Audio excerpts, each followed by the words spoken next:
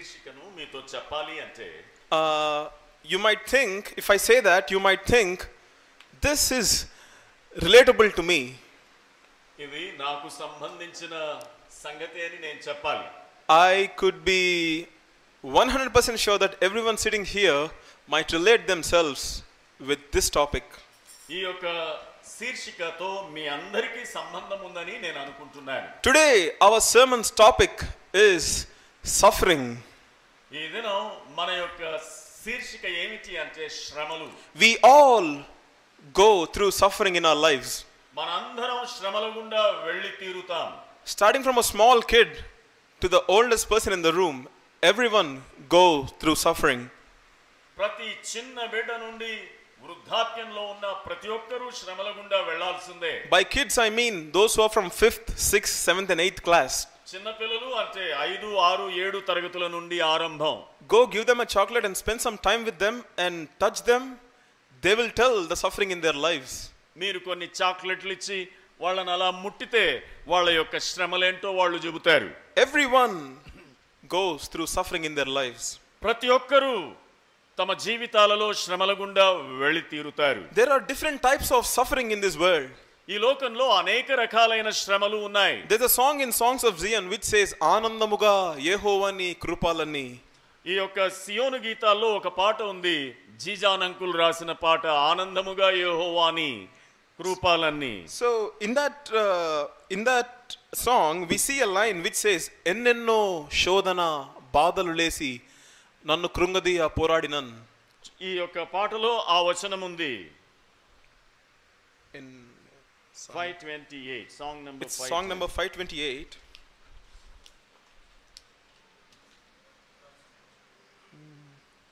ఇది కాదండి నాన్న, అది త్వరగా చెప్పండి. ఆనందముగా యెహోవాని. Yeah, it's a very old song.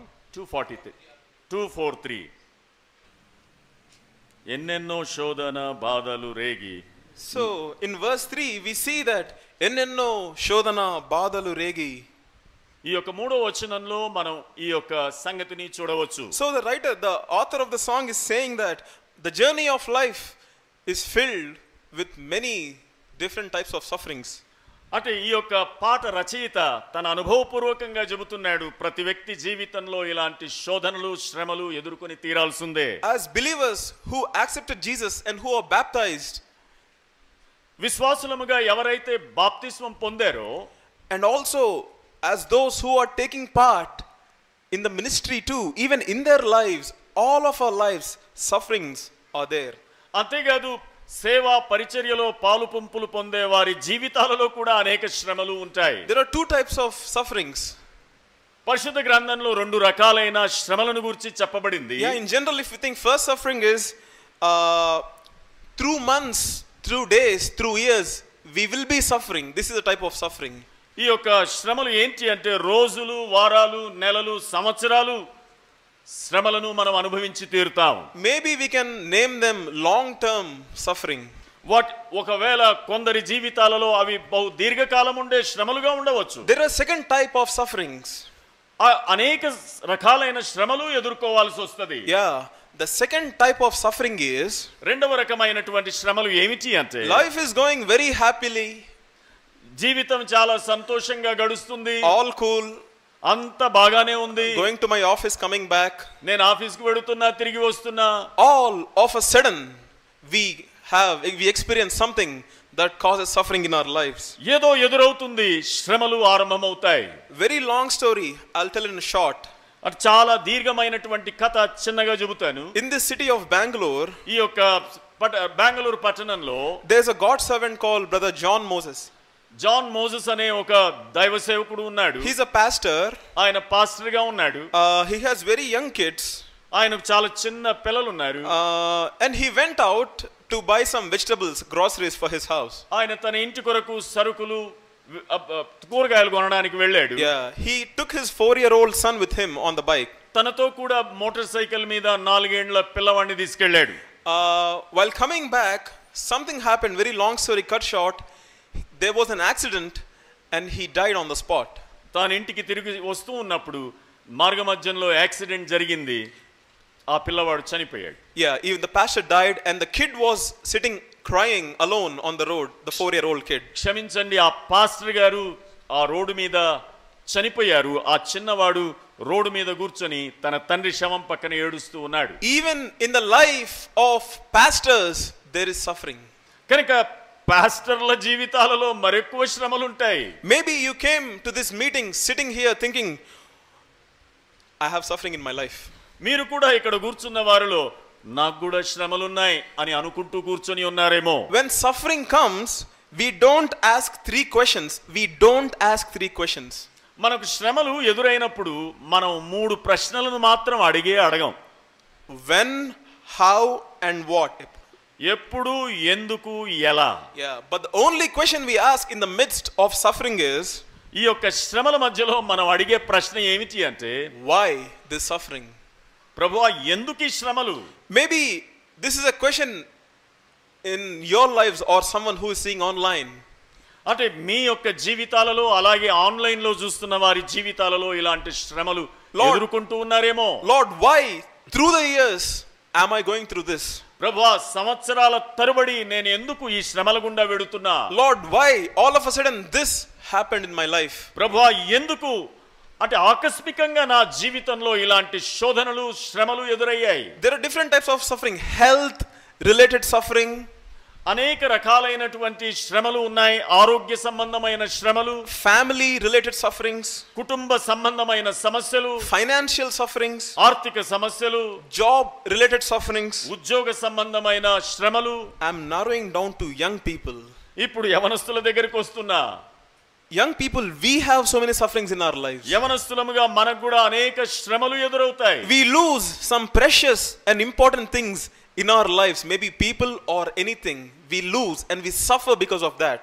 మన యొక్క శ్రమలను బట్టి మనం ప్రశస్తమైనటువంటి వారిని మన జీవితాలలో కోల్పోయే అవకాశము ఉంది. Maybe you loved someone so much. నీవు చాలా ప్రేమించే వ్యక్తులు ఉండవచ్చు. Maybe you lost them in your life. వారిని మీ జీవితాల్లో కోల్పోయి ఉండవచ్చు. This is a type of suffering. ఇలాంటి శ్రమలు మీరు ఎదుర్కోవచ్చు. One more type of suffering and we'll move forward. ఇంకొక శ్రమను గురించి చెప్పి ముందుకెళ్దాం.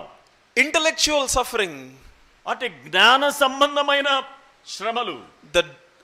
When we read the Bible, the questions we get, why is this like this? Why is this like this?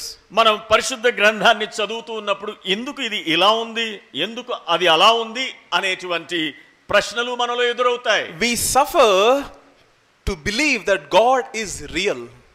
మనకు ఎందుకు శ్రమలు ఎదురవుతాయి అంటే దేవుడు నిజముగా ఉన్నాడు అని ఎరుగునట్లు ఈ శ్రమలు దోహదపడతాయి. Yeah, some portions if we read, they create doubt in our minds and we doubt the existence of God.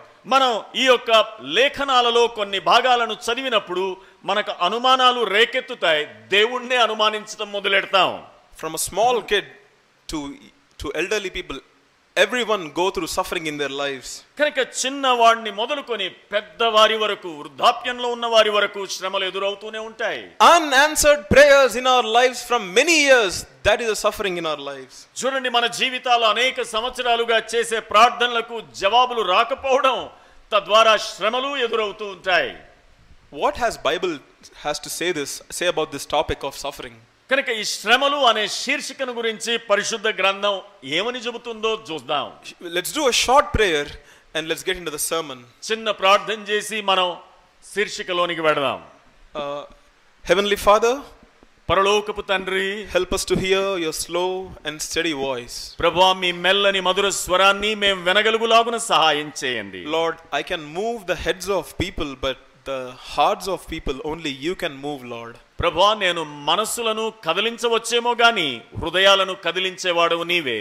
Lord, I request and I pray that you prepare all of our hearts to receive this word in humility.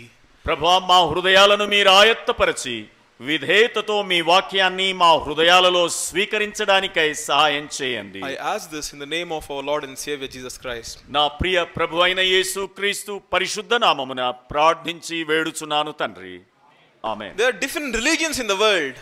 ఈ యొక్క లోకంలో అనేక రకాలైన మతాలు ఉన్నాయి. Different religions treat suffering in a different way. ఈ యొక్క అనేక రకాలైన మతాలు ఈ శ్రమలను గూర్చి ఎలా వాటిని ఎదుర్కోవాలో చెప్పవచ్చు. Hinduism says హిందూయిజం అంటుంది suffering is because of the karma that you did.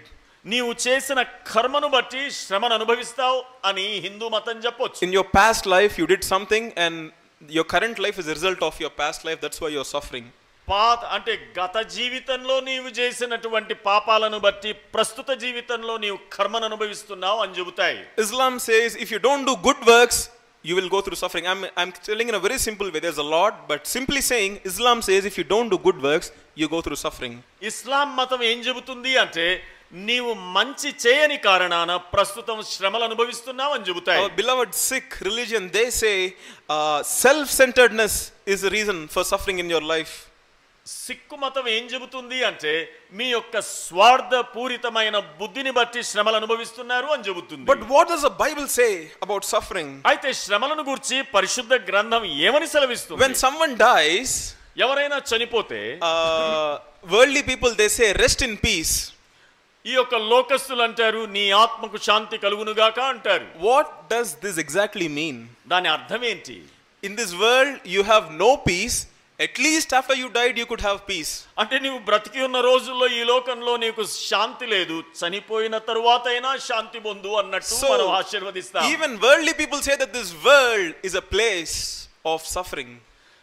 కాబట్టి ఈ లోకస్తులు కూడా అంటారు ఈ లోకం అనేది శ్రమలతో నిండిన పుట్టలాంటిది అంటారు. John Stuart Mill, 19th century philosopher, he says when I look at suffering I lose my faith in God. చూడండి 19వ శతాబ్దంలో ఉన్నటువంటి ఒక చరిత్రకారుడు జాన్ స్టూవర్ట్ అంటారు నేను శ్రమలను గురించి ఆలోచించినప్పుడు I lose my faith in God. నా యొక్క విశ్వాసాన్ని దేవుని యందు కోల్పోతున్నాను అంటాడు. So we call the Bible as a book of comfort. కానీ ఈ పరిశుద్ధ గ్రంథం ఆదరణతో ఆదరించే పుస్తకం అని మనం చెబుతాం. We say this is a book of blessings. మనం అంటాం ఈ యొక్క పరిశుద్ధ గ్రంథం ఆశీర్వాదముల పుట్ట. But the same book which is a book of comfort, ఈ యొక్క ఆదరణకు ఆధారమైనటువంటి పుస్తకం, the same book says that you and I will go through suffering. ఈ యొక్క గ్రంథమే సెలవిస్తుంది నీవు నేను శ్రమల గుండా వెళ్ళాల్సిందే. In John chapter 16 Bible says in this world you will have suffering. యోహాను సువార్త 16వ అధ్యాయం 33వ వచనంలో ఈ లోకములో మీకు శ్రమలు కలుగును అని ప్రభువే అన్నాడు. Revelation chapter 14 says those who die in the Lord are blessed, they would get rest. ప్రకటన గ్రంథం 14వ అధ్యాయం 12వ వచనంలో మనం మరణించిన తరువాత మన క్రియలు మన వెంట వస్తాయి, మన శ్రమలన్నీ మాని మనం మరణిస్తున్నామని చెప్పబడింది. So clearly Bible says this world is filled with suffering. కనుక పరిశుద్ధ గ్రంథం బహు తేటగా తెలియజేస్తుంది ఈ లోకంలో మనకు శ్రమలు ఎదురవుతాయి. This world is a vale of tears, says a pastor. ఒక పాస్టర్ అంటాడు ఈ యొక్క లోకం అనేది మనకు ఆ యొక్క కన్నీటి తెర అంటాడు. So there's a VBS song if you have heard which says అందమైన దేశము పరలోకము. Have you heard that song? Most of them are shaking their heads. మీరు విన్నారా ఈ పాట? అందమైన దేశము పరలోకము. Yeah. So there's a verse in this song which says ఈ యొక్క పాటలోని ఒక వచనం ఈ మాట అంటది పాపముండదు, శాపముండదు, దుఃఖముండదు, చీకటి ఉండదు. ఎక్కడ? పరలోకంలో. So this is what this song describes heaven in this way. కనుక పరలోకాన్ని గురించి ఈ పాట ఇంత చక్కగా వివరిస్తూ ఉంది. Two different types of worlds we could understand from all of this. ఈ యొక్క వాస్తవాలను నుండి మనం నేర్చుకునేది ఏంటి అంటే రెండు లోకాలు ఉన్నాయి. Yeah, first lokam is the earth, భూలోకము. మొట్టమొదటి లోకం భూలోకం. Second place is heaven. రెండవ లోకం పరలోకం. పరలోకములో లేనిది భూలోకములో ఉన్నది ఏంటంట? పరలోకములో ఉన్నది భూలోకములో లేనిది ఏంటి? పీస్, సమాధానము, శాంతి అనేది లోపించింది. There is no sin in heaven. పరలోకంలో పాపానికి స్థానం లేదు. There is no darkness in heaven.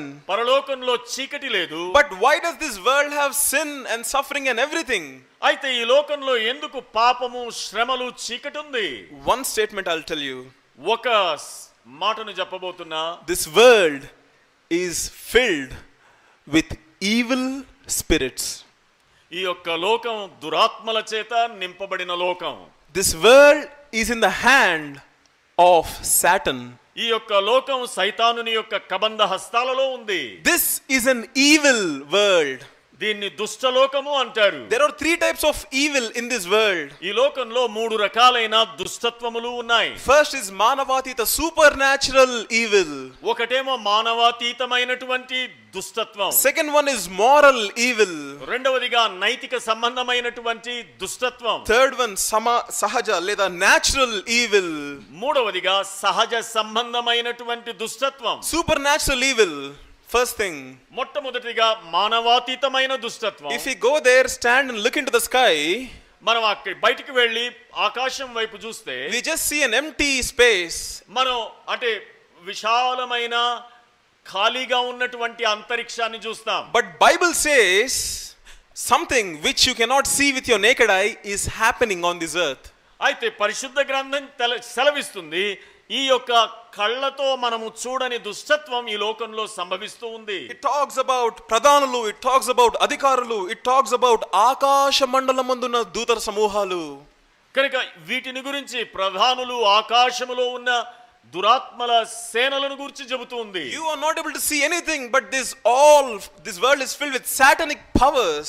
ఈ యొక్క కండ్లతో వాటిని మనం చూడలేము, కానీ అవి నిజం. It's a bad evil forces everywhere on this earth. ఈ యొక్క భూమి మీద ఈ దురాత్మల సమూహం పనిచేయుచు ఉంది. If you want me to tell in a very normal language, సామాన్య భాషలో మీకు చెప్పాలి అంటే there are దయ్యాలు on this earth. ఈ యొక్క భూమి మీద దయ్యాలు ఉన్నాయి. Second type of evil, రెండవ రకమైనటువంటి దుష్టత్వం ఏమిటి? moral evil. నైతిక సంబంధమైనటువంటి దురాత్మ. Not only in the society, in the area, ఈ సమాజములోను ఈ ప్రాంతములో కాకుండా in the heart of human being there is evil. మానవుని యొక్క హృదయంలో దుష్టత్వము చోటు చేసుకుంది. Deep down in human heart. మానవుని యొక్క హృదయంలో దుష్టత్వం నివసిస్తుంది. Moving forward, this is second type of evil. ఇది రెండవ రకమైనటువంటి దుష్టత్వం. And we have seen two types of evil, and if we move forward, the third type of evil is natural evil. మూడవ సంబంధమైనటువంటి దుష్టత్వం అది సహజ సంబంధమైన దుష్టత్వం. In 2001 there is an earthquake in Gujarat. 20,000 people have died. 2001 సంవత్సరం గుజరాత్ లో ఒక భూకంపం సంభవించింది.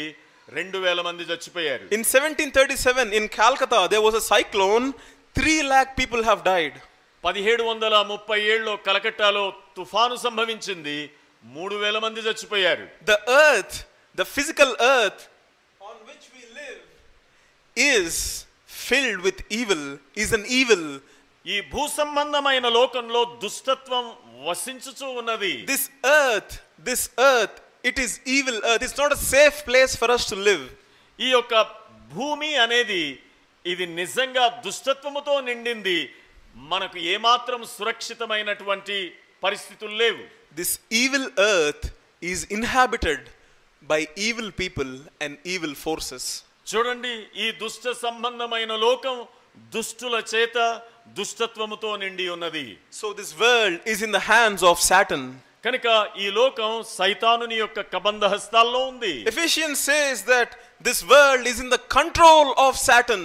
ఎఫెసీ పత్రిక చెబుతూ ఉంది ఈ యొక్క లోకమంతయు లోకాధికారి అయిన సైతానుని యొక్క కబంధ హస్తాల్లో ఉంది. They call it God of the age. ఈ యుగ సంబంధమైన దేవత అని 2వ అధ్యాయంలో చదువుతున్నాం. They call Satan as roaring lion. అంతేకాదు మనం పేతురు పత్రికను చదివినప్పుడు వాడు గర్జించు సింహం వలె ఈ భూమి మీద సంచరిస్తూ ఉన్నాడు. Satan as the god of the age, as a roaring lion, as an evil spirit is ruling this world. Get this point straight in all of our minds. యుగ సంబంధమైన దేవత అపవాది దుష్టుడు ఈ లోకంలో సంచరిస్తూ ఉన్నాడు. And it's ruling this world. ఈ యొక్క లోకాన్ని వాడు ఏలుబడి చేయుచున్నాడు. Brother, at the cross Jesus Christ defeated Satan, right? Then why are you telling that it's still ruling? మన ప్రభు అయిన యేసు క్రీస్తు వారు సిలువ చెంత దుష్టుని ఓడించాడు కదా, ఎందుకు ఇంకా ఈ దుష్టత్వం ప్రాబల్యం కలిగి ఉంది? Let me tell you two words. రెండు సంగతులు చెబుతాను. At the cross సిలువలో Satan was defeated but not destroyed. వాడు సిలువలో ఓడిపోయాడు గాని మన ప్రభువు వాణ్ణి సంపూర్ణముగా నాశనం చేయలేదు. Yeah, the weapons of Satan were disarmed at the cross. ఆ యొక్క సిలువలో మన ప్రభువైన యేసుక్రీస్తు వారు సైతానుని యొక్క ఆయుధములన్నింటినీ ఆయన ఓడించి నిరాయుధునిగా వాణ్ణి చేశాడు. First weapon, the power of death. వాని యొక్క మొట్టమొదటి ఆయుధం మరణం యొక్క శక్తి. God took that power away. మన ప్రభువైన యేసుక్రీస్తు వారు ఆ మరణ బలాన్ని వాని నుండి తీసివేసి నిర్వీర్యునిగా చేశాడు. Second power is accusation, the power calling human being a sinner. God took that power away from Satan. అంతేకాదు వాడు ఎప్పుడు మనుషుల మీద నింద నేరాలు మోపేవాడు. ఆ యొక్క బలాన్ని వాని నుండి ప్రభు తీసివేసినాడు. So Satan is still in power on this earth till Revelation chapter 20 verse 10. No need to open. చూడండి, ప్రకటన గ్రంథం 20వ అధ్యాయానికి వచ్చేంత వరకు వాడికి ఇంకా ఈ భూమి మీద ఏలుబడి బలము అధికారం ఉంది. Jesus is the king of this earth. మన ప్రభువైన యేసుక్రీస్తు వారు ఈ భూమికి రాజై ఉన్నాడు. But still Satan has limited, restricted power still on this earth. అయితే ఇప్పటికీ దుష్టుడైన సైతానునికి కొన్ని అనుమతింపబడిన అధికారాలు మాత్రమే వాడికి ఉన్నాయి. That's why in New Testament Paul very clearly says we wrestle not with flesh but we wrestle with evil spirits. అందుకే అపోస్తలుడైన పౌలు అన్నాడు, మనం ఈ లోక సంబంధమైన వారితో కాదు గాని దురాత్మలతో మనం పోరాడుతున్నాం అన్నాడు. He says మనం పోరాడునది with not శరీరులు. మనం శరీరులతో కాదు దురాత్మ సంబంధమైన వాటితో మనం పోరాడుతున్నాం. Let me tell you the first point of today's sermon. మొట్టమొదటి ఈ వర్తమానం యొక్క పాయింట్ ని చెబుతున్నా. The suffering you're going through in your life, నీ జీవితంలో నీకు ఎదురవుతున్న సమస్యలు, the pain in your life, నీ యొక్క జీవితంలో ఎదురయ్యే బాధలు, the tears in your life, నీ యొక్క జీవితంలోని కన్నీరు, the depression in your life, నీ జీవితంలోని కృంగుదల, everything that is happening in your life and on this earth is not physical. చూడండి, నీ జీవితంలో సంభవించే ఈ సంగతులు అవి శరీర సంబంధమైనవి కానే కాదు. I repeat again, it's not physical at all. ఈ భూమి మీద నీవు అనుభవించే శ్రమలు అవి ఏదో శరీర సంబంధమైనవి కావు. It's because of spiritual, it's because of evil forces that are present on this earth. ఈ యొక్క లోకములో దురాత్మలు అవి సంచరించుచున్నాయి గనుకనే ఇవి సంభవిస్తున్నాయి. Are you not able to sleep every night? ప్రతి రాత్రి నీవు నిద్రపోవడానికి కష్టపడుతున్నావా? It's not physical thing. అది శరీర సంబంధమైనది It's కాదు. an evil forces that are attacking on you. దురాత్మలు నీ మీద దాడి చేస్తున్నారు. Is your kid getting again and again sick? నీ యొక్క బిడ్డ మాటి మాటికి రోగగ్రస్తుడవుతున్నాడా? Are you having husband and wife problems? భార్య భర్తల మధ్య సంబంధం సరియైనదిగా లేదా? Are you or your children getting fits again and again? మాటి మాటికి నీకు నీ పిల్లలకు మూర్ఛ వ్యాధి వస్తుందా? The unseen forces are 24/7 attacking on your life. 24 గంటలు 7 రోజులు ఈ దురాత్మల సమూహం మనపై దాడి చేస్తుందని గుర్తుంచుకోవాలి. On your kids, on your family, on your business and everything they are attacking. నీ బిడ్డల మీద, నీ కుటుంబం మీద, నీ వ్యాపారం మీద వాడు దాడి చేస్తున్నాడని గుర్తుంచుకో. Back to back, are there deaths in your house? నీ యొక్క ఇంటిలో మరణాలు సంభవిస్తున్నాయా? Back to back, are accidents happening in your family? మీ యొక్క జీవితాలలో ఆకస్మిక ప్రమాదాలు ఎదురవుతున్నాయా? It's because of the unseen forces. కారణం కనిపించని ఆ దురాత్మల సమూహమును బట్టియే. Let me give you some scriptural support for what I am saying. నేను చెప్పే ఈ మాటలకు మీకు లేఖనాల నుండి ఆధారాలు చూపిస్తాను. We don't have time to open, but in Mark 5, Jesus and his disciples were going in a boat. Mark సువార్త 5వ అధ్యాయంలో మన ప్రభువైన యేసుక్రీస్తు వారు తన శిష్యులతో ఆయన దోణిలో బయలుదేరి వెడుతున్నాడు. Yeah, and this done was hit by భయంకరమైన waves, అలలు. ఈ యొక్క అలల చేత ఆ దోణి కొట్టబడింది. And disciples were crying, "Oh Lord, we are dying. Can you please save us?" ప్రభుతో కూడా ఈ శిష్యులు ఏమన్నారంటే, ప్రభువా మేము చచ్చిపోతున్నాం, మమ్మల్ని కాపాడు అన్నారు. And there's something really interesting statement that Jesus said in this chapter that we could observe. మన ప్రభువైన యేసుక్రీస్తు వారు చాలా శ్రద్ధ గొలిపే ఒక సంగతిని చెప్పాడు. బైబిల్ వెరీ క్లియర్లీ సేస్, అందుకు ఆయన లేచి గాలిని గద్దించెను. This is what the Bible says. పరిశుద్ధ గ్రంథం ఈ మాటలు సెలవిస్తుంది. ఆయన లేచి గాలిని అలలను గద్దించెను. Yeah, so waves are causing the problem. అలలు సమస్యను సృష్టిస్తున్నాయి. Why did God rebuke the gali? కానీ గాలిని ఎందుకు ప్రభు గద్దించాడు? కనిపించని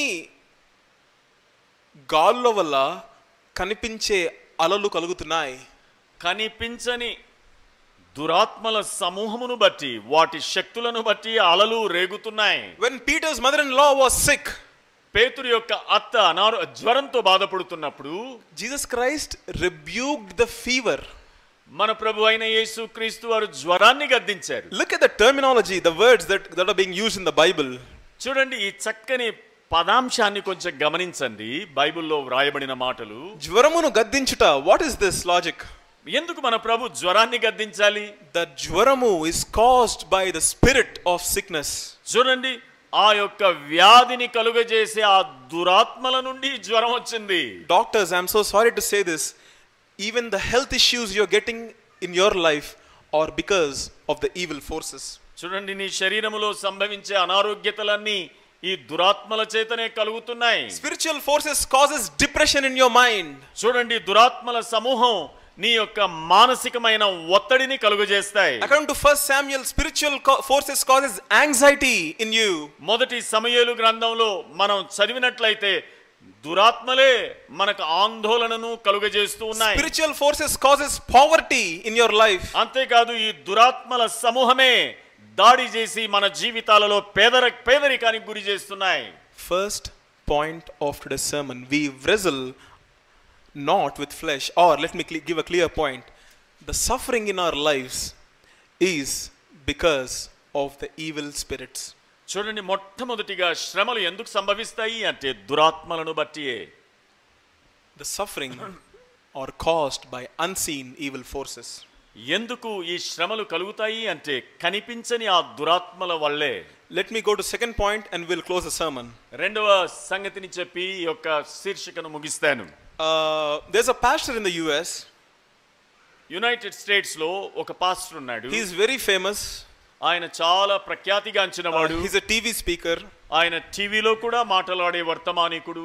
And one day he got a call. ఆయనకు ఒకసారి ఫోన్ కాల్ వచ్చింది. A famous basketball player's wife gave a call to this pastor. ఈ పాస్టర్ కు ఒక ప్రఖ్యాతిగాంచిన బాస్కెట్బాల్ ఆ ఆటగాని భార్య ఫోన్ చేసింది. And she said, ఆమె అంది, Pastor, I'm experiencing the last stage of cancer. నేను ఈ క్యాన్సర్ యొక్క చివరి దశలో ఉన్నాను. I really want to talk to you. Can you give me some appointment? నీతో మాట్లాడడానికి అవకాశం ఇస్తారా అని అడిగింది. And this pastor went to her house. ఆ పాస్టర్ గారు ఆమె ఇంటికి వెళ్ళారు. And she started talking to him. ఆయనతో మాట్లాడడం మొదలెట్టింది. She held his hand in pain. ఆ యొక్క స్త్రీ ఆయన పాస్టర్ గారి చెయ్యిని పట్టుకొని, and she started expressing her pain that she's going through. తాను వెడుతున్నటువంటి ఆ బాధను గురించి ఆయనకు వివరించింది. Pastor, I am not able to live this life. Pastor గారు, ఈ యొక్క జీవితాన్ని ఇక జీవించలేను. I have millions like this, private jets like this, yachts like this. చూడండి, నాకు ప్రైవేట్ జెట్స్ ఉన్నాయి, నాకు విశాలమైనటువంటి భూ సంపద ఉంది, నాకు ఐశ్వర్యం ఉంది. But I'm unable to live. Even breathing is so hard for me. అయ్యా, నేను ఊపిరి పీల్చుకోవడం నాకు కష్టమైపోయింది. So the main point is here. Now the reply of pastor is really interesting. చూడండి, పాస్టర్ చెప్పిన జవాబు చాలా ఆశ్చర్యమైనది. You know what the pastor did then? Pastor గారు ఏమన్నారో తెలుసా? Let me give you a very brief history of this pastor. ఈ యొక్క pastor గారి గురించిన చిన్నటి చరిత్ర చెబుతాను. He wrote phenomenal world famous books on suffering. ఈ యొక్క శ్రమలను గూర్చిన విశదీకరణమైనటువంటి పుస్తకాలు ఆయన రచించాడు. He had like 3-4 days conferences on suffering. ఈ యొక్క శ్రమలను గూర్చి 3-4 రోజులు కాన్ఫరెన్స్లు పెడతాడు. He knows biblical theology of suffering. ఈ యొక్క శ్రమల యొక్క అంటే వేదాంతపరమైనటువంటి ఆధారాలు ఆయన చూపి మాట్లాడతాడు. On that day when she was sharing her suffering, ఆ దినం ఆయన శ్రమలను గురించి మాట్లాడుతూ for 1 hour the pastor was silent. ఒక గంట సేపు ఆ స్త్రీ యొక్క శ్రమను విన్న తరువాత మౌనమైపోయాడు. His mouth was shut. ఆయన నోరు మూయబడింది. You know why I'm saying this? ఎందుకు మీతో చెబుతున్నానో తెలుసా? In midst of suffering, the best thing you could do is not to give hitabodha. నువ్వు పాపం చేసినావు కాబట్టి నీకు సఫరింగ్ వచ్చింది, నువ్వు అది చేయాలి. No. Staying silent and being with them is the best thing you could do. ఆ పాస్టర్ గారు ఆ స్త్రీ యొక్క శ్రమను గురించి విన్న తరువాత ఆమెకు ఎలాంటి జవాబు ఇచ్చాడో తెలుసా? మౌనముగా ఆమె శ్రమతో కూడా ఏకీభవించి కూర్చున్నాడు. He even cried with ఆ her. యొక్క పాస్టర్ గారు ఆమె శ్రమను విన్న తరువాత కన్నీరు కార్చాడు. We are going to the second point of the sermon now. ఇప్పుడు రెండవ భాగానికి మన వర్తమానంలో వెళుతూ ఉన్నాం. Maybe you are going through suffering in your life. నీ జీవితంలో శ్రమల గుండా వెళుతూ ఉన్నావేమో. Maybe if the same suffering that you're having, maybe if I have the same suffering, I might not even be able to withstand that. అలాంటి శ్రమలు మనకే ఎదురవుతే అలాంటి శ్రమలలో మనం నిలవబడలేమేమో. Yeah, maybe your suffering, if I have your suffering, నా శ్రమలు నీకుంటే నీ శ్రమలు నాకుంటే maybe నువ్వున్నంత గట్టిగా కూడా నేను ఉండలేనేమో. నీవున్నంత స్థిరంగా నేను నిలవబడలేనేమో. Your pain is real. That's what I wanted to say. కారణం ఏంటి అంటే నేనేం చెప్పదలుచుకుంటున్నాను, నీ యొక్క బాధ అది నిజమైనది. Maybe your tears are real. నీ యొక్క కన్నీరు నిజమైనదే. Your struggles are real. నీ యొక్క అటు శ్రమలు నిజమే. I am not in a position to comfort you today. నీ కష్టాలలో నిన్ను నేను ఓదార్చలేను. But let me try my best to tell you what the Bible says about suffering. ఈ యొక్క శ్రమలను గురించి ఈ యొక్క వాక్యం ఏం చెబుతుందో నేను మీకు చూపిస్తాను. There's a very famous passage in the Bible. ఒక అంటే ప్రఖ్యాతిగాంచినటువంటి ఒక భాగం ఉంది ఈ లేఖనాల్లో. They say that it's one of the most popular verse among Christians. క్రైస్తవుల మధ్య ఈ యొక్క వచనం చాలా వాస్తవికమైనది అని క్రైస్తవులు చెబుతూ ఉంటారు. So this verse is in the book of Romans. ఈ యొక్క మాటలు రోమా పత్రికలో ఉంటాయి. So this verse says like this: for those who love God and who are called according to his purpose, everything works together for good.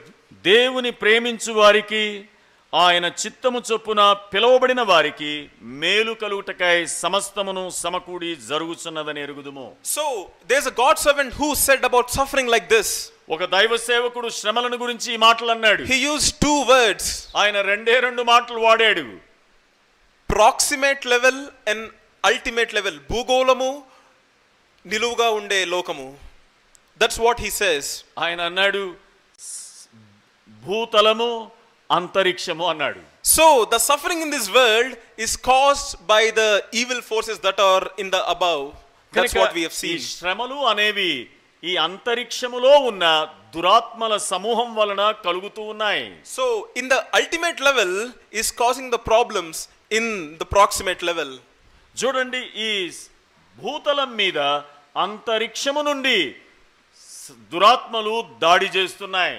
This verse says, ఈ మాటలు అంటాయి, for those who love God, దేవుని ప్రేమించు వారికి, for those who are saved, ఎవరైతే రక్షింపబడ్డారో, all the tactics of the satanic forces that are happening in the sky, God changes them and gives to the believer as good.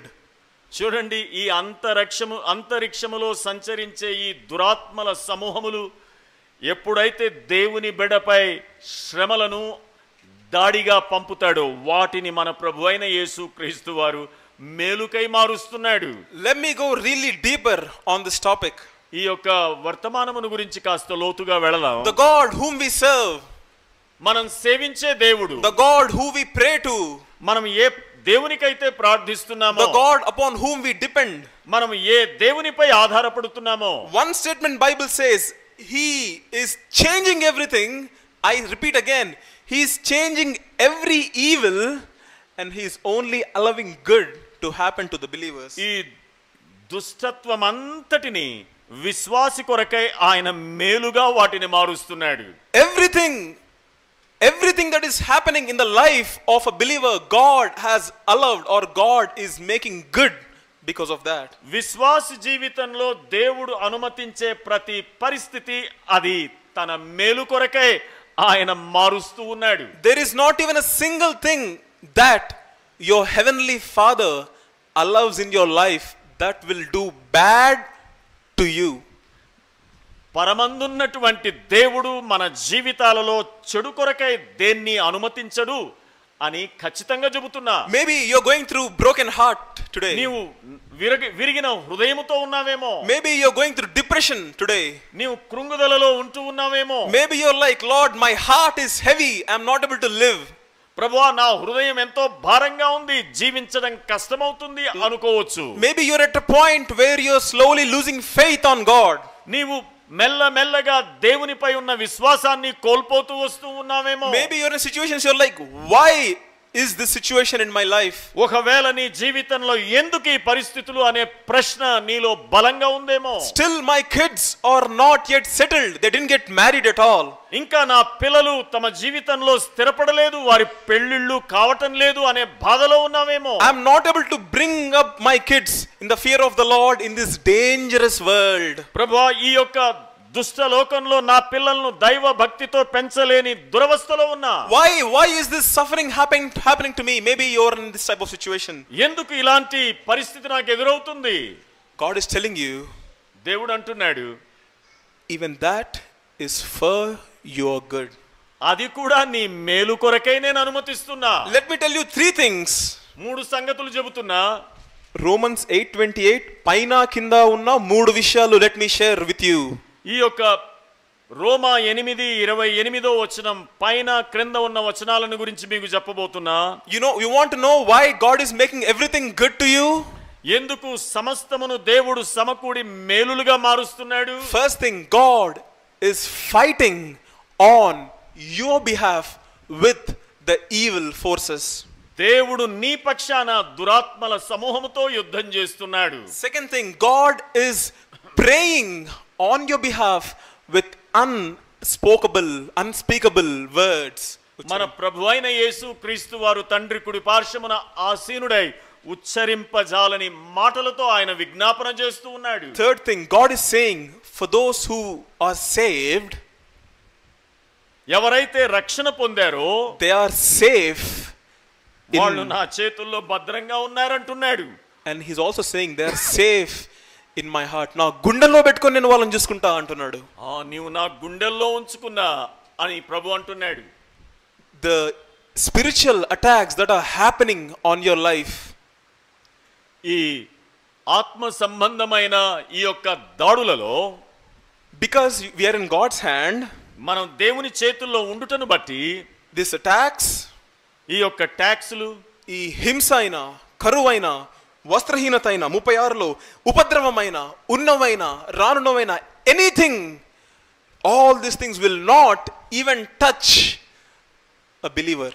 కనుక ఈ యొక్క పరిస్థితులు ఏవి 35వ వచనంలో తెలుగులో వ్రాయబడినట్టు క్రీస్తు ప్రేమ నుండి మనలను ఎడబాపు వాడెవడు?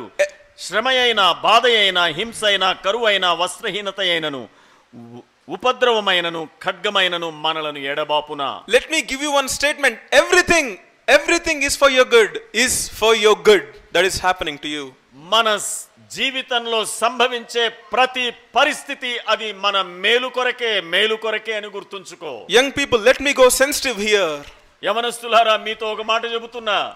Even the suffering in your life, నీ జీవితంలో నీకు ఎదురయ్యే శ్రమలు, even that is for your good. అది నీ మేలుకే. Maybe you're suffering with addiction in your life. నీ యొక్క జీవితంలో దేనికైనా బానిసవైపోయావేమో. Maybe you don't want to see some things, నీవు కొన్ని చూడకూడదు అనుకుంటున్నావు, but you're not able to control yourself. కానీ నిన్ను నీవు నియంత్రించుకోలేని దురవస్థలో ఉండవచ్చు. Every night you're not able to control yourself and you're suffering because of that. ప్రతి రాత్రి నిన్ను నీవు నియంత్రించుకోలేకపోవటం ద్వారా శ్రమలు ఎదురవుతున్నాయేమో. Paul says that there is a thorn in his body. అపోస్తలుడైన పౌలు అన్నాడు, నా శరీరంలో ఒక ముల్లుంది. Many Bible scholars say this thorn is a sin. చాలా మంది వేద పండితులు అంటారు ఇది ఏదో పాపమై ఉండవచ్చు. Let me give you a powerful statement here. ఇక్కడ ఒక శక్తివంతమైన సమాచారాన్ని మీకు చెబుతా. In the life of a believer, విశ్వాసి యొక్క జీవితంలో even the sin that you are going through, God is going to use that for your good. ఆ యొక్క పాపమనే ముల్లును నీ మేలుకై దేవుడు వాడుకుంటాడు. Paul prayed 3 times, Lord, remove this thorn from me. పౌలు 3 సార్లు ప్రార్థించాడు, ప్రభువా ఈ యొక్క ముల్లు నాలో నుండి తీసివేయి. Lord, I'm doing a lot of ministry and by the time I come back to my room, I'm falling down. ప్రభువా నేను ఎంతో శక్తివంతమైన పరిచర్య మీ కొరకై చేస్తున్నా, తిరిగి నా ఇంటికి వచ్చేలోగా నేను నిస్సహాయుడనై నిశ్శక్తితో పడిపోతున్నా. God said, my grace is sufficient for you. అప్పుడు ప్రభు తనకిచ్చిన జవాబు ఏంటి అంటే, నా కృప నీకు చాలును. Even the thorn in your life is for your good. నీ యొక్క జీవితంలో ఏ ముల్లుందో అది నీ మేలుకే. Everything in the life of a believer is for his good. There is no question of bad thing happening to a believer. ఈ విశ్వాసి జీవితంలో ఏది కూడా నీకు హాని కలుగచేయునది కానే కాదు. Your loneliness is for your good. నీ యొక్క ఒంటరితనం నీ మేలుకే. Your depression is for your good. నీ కృంగుదల నీ మేలుకే. For many years your unanswered prayers are for your good. నీవు అనేక సంవత్సరాలుగా ప్రార్థించే ప్రార్థనలకు ఇంకా బదులు రాలేదేమో, అది నీ మేలుకే. The sounds that you're hearing when you're sleeping is for your good. నీవు నిద్రపోతున్నప్పుడు వినే శబ్దాలు నీ మేలుకే. Everything is good for a believer. విశ్వాసికి ఇవన్నీ మేలు కొరకే. My pastor in the US, సోదరుని యొక్క పాస్టర్ యుఎస్ లో, he has very small kids, young kids. ఆయనకు చాలా చిన్న పిల్లలు ఉంటారు. And one day his wife was going through some sickness and they took her to the hospital for checkup. ఆ pastor గారి భార్య ఒక పర్యాయం ఆమె రోగగ్రస్తురాలైతే ఆమెను hospital తీసుకుపోతున్నారు. And after 2 days they got the reports. 2 రోజుల తర్వాత రిపోర్ట్స్ వచ్చాయి. And the pastor saw the report and it said she has cancer. ఆ యొక్క రిపోర్ట్ చూసి పాస్టర్ గారు అందులో ఆమెకు క్యాన్సర్ ఉంది అనే రిపోర్ట్ చదివాడు. And my pastor took the report and about to tell the pastor, his wife. Pastor గారు ఆ రిపోర్ట్ చూసి తన భార్యతో ఇక చెప్పబోతున్నాడు. And he said, hey, you got cancer. ఆయన అన్నాడు, నీకు క్యాన్సర్ ఉంది. You know the first statement which his wife said? అప్పుడు తన భార్య ఏమని బదులిచ్చిందో తెలుసా? Praise the Lord. ప్రభువుకు స్తోత్రం అంది. These are the people who have fixed in their minds that everything that is happening in our lives is for your good.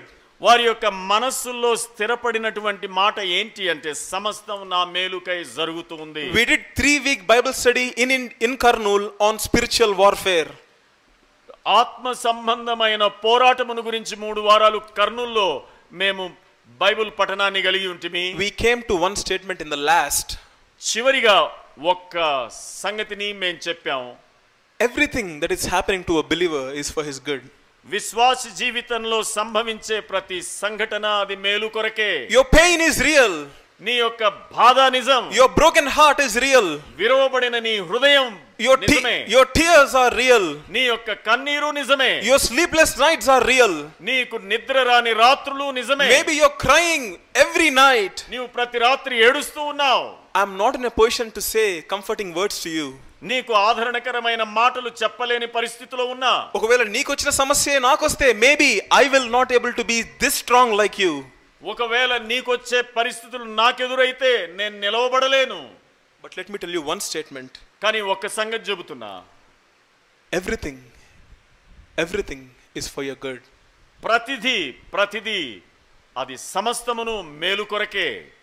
Let's have this fixed mindset about suffering in our lives. మానసికంగా మనం ఇలాంటి సిద్ధపాటు కలిగి ఉండాలి. ఈ యొక్క అనారోగ్యం నా మేలుకే. So maybe if you're crying, wipe your tears. ఒకవేళ నువ్వు ఏడుస్తూ ఉంటే నీ కన్నీటిని తుడుచుకొని say, Lord, it is for my good. ప్రభువా ఇది నా మేలుకే అని నీవు నీ మనసుతో చెప్పాలి. That will not be the end of the story. Next night again you will cry. చూడండి, ఈ మాట చెప్పిన తర్వాత ఇంతటితో ముగిసిపోతుందా అంటే మరొక రాత్రి నీవు ఏడవాల్సిందే. Your pain will be next to you till it gets solved. చూడండి, ఆ యొక్క బాధ పరిష్కరింపబడేంత వరకు నీ శరీరంలో బాధ కలిగి ఉంటావు. We are humans. Every time just get strengthened, Lord. It's so hard, but I believe it's for my good. మనం మనుషులం, ప్రభువా ఇది భరించడం కష్టం, అయితే నీ కృప నాకు దయచేయి. Job said, ఆయనను చంపినను I will still seek him. యోబు 13:15లో అన్నాడు, ప్రభువా నీవు నన్ను చంపినా నేను నిన్నే హత్తుకుంటా అన్నాడు. God is telling you, don't be so strong, don't cry. That is not what God is telling you. ప్రభు అన్నాడు, అంటే నువ్వు ఏడవకుండా పడుకోవద్దు అనలే. When Lazarus died, Jesus cried. చూడండి, లాజరు చచ్చిపోయినప్పుడు మన ప్రభు కూడా ఏడ్చాడు. When you're suffering, నీవు బాధపడుతుంటే, let me make this very clear, Jesus, even God suffers with you. మన ప్రభు అయిన యేసుక్రీస్తు వారు నీతో శ్రమను అనుభవిస్తున్నాడని గుర్తుంచుకో. He is not far away from you. ఆయన నీకు దూరంగా లేడు. Many verses we can see about this statement that I just told. నేను చెప్పిన ఈ యొక్క వాక్యానికి అనేక ఆధారాలు ఉన్నాయి. He is next to you. He is silent. ఆయన మౌనంగా ఉన్నాడు. He is next to you. ఆయన నీ ప్రక్కనే ఉన్నాడు. Don't stop praying because of your suffering. నీ యొక్క బాధను బట్టి ఏడవడం ఆపకు. Don't stop coming to church because of your suffering. నీ యొక్క శ్రమను బట్టి మందిరానికి రాకుండా ఆగిపోకు. Don't stop doubting God because of your suffering. నీ యొక్క శ్రమను బట్టి దేవుణ్ణి అనుమానించకు. This is all fake. This Bible is fake. The promises are fake. Don't say that because of your suffering. ఈ వాక్యం, ఈ వాగ్దానాలన్నీ ఉత్తవి అని ఎన్నడూ అనుకోకు. Let me tell you one thing. Everything is for your good. సమస్తం నీ మేలుకే ఆయన అనుమతిస్తున్నాడు. Two things we have seen in today's sermon. మనం ఈ యొక్క వర్తమానాన్ని విన్నాం. The suffering in your life, first thing, శ్రమలు మొట్టమొదటి ఎందుకు వస్తాయి? is because of the unseen forces. మన కనిపించని దురాత్మలను బట్టియే. Second thing, రెండవదిగా, everything in your life, all the sufferings is for your good. నీకెదురయ్యే శ్రమలన్నీ నీ మేలుకే. The phone call you got is for your good. A phone call అయితే నీవు ఎదురు చూడని సమాచారాన్ని తెలియజేస్తుందో అది నీ మేలుకే. Let me try to tell you, even the reports you got is for your good. ఈ యొక్క మెడికల్ రిపోర్ట్స్ ఏవైతే నీవు చూడబోతున్నావో అవి నీ మేలుకే. The depression in your heart is for your good. హృదయంలో ఉన్న కృంగుదల నీ మేలుకే. Maybe young people, maybe you loved a person and God took that person, you had a breakup. ఒకవేళ నీవు ప్రేమించినటువంటి వ్యక్తి నిన్ను వదిలి వెళ్ళిపోయిందేమో అది నీ మేలుకే. It's for your good. అది నీ మేలుకే. For those who love God and who are called according to his purpose, everything works together. దేవుని చేత పిలువబడిన వారికి, దేవుని ప్రేమించు వారికి, ఆయన చిత్తము చొప్పున పిలువబడిన వారికి సమస్తమును సమకూడి మేలులు జరుగుచున్నవి అనే సంగతిని గుర్తుంచుకో. దేవుడు ఈ మాటలను ఆశీర్వదించునుగాక. మనమందరం మోకరిద్దాం, మన జీవితాలను పరీక్షించుకుందాం. ఏ శ్రమలు, ఏ బాధలు, ఏ ఇరుకు, ఇబ్బందులు మన మీద దాడి చేస్తున్నాయో వాటిని బట్టి నిరాశ, నిస్పృహ, కృంగుదలకు గురి అయ్యామేమో. ప్రభు మనతో మాట్లాడుతున్నాడు. నా ప్రియ కుమారుడా, కుమార్తె, నేను నీతో ఉన్నా, నీ ప్రక్కన నిలిచి ఉన్నా, నీ కొరకై దురాత్మలతో పోరాడుచున్నా, నీ శ్రమలలో, నీ బాధలలో, నీ రోగాలలో నా కృప నీకు చాలును అని ఆయన ధైర్యమిస్తున్నాడు.